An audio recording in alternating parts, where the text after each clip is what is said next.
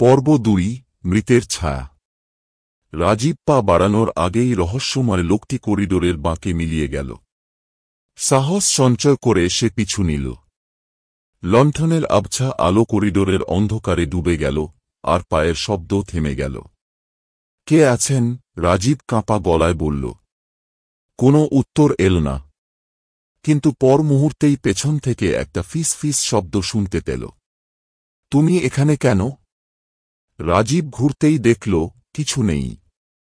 বুক ধড়ফড় করতে লাগল, কিন্তু সেই মুহূর্তেই দরজার ফাঁক দিয়ে দেখতে পেল একটা ছায়া ধীরে ধীরে বিশ্রামের ঘরের দিকে এগিয়ে যাচ্ছে।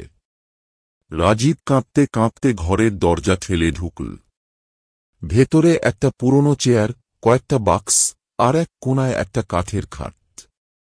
খাটের ওপর ধুলো জমে আছে, কিন্তু মাঝখানে যেন কেউ বসে আছে,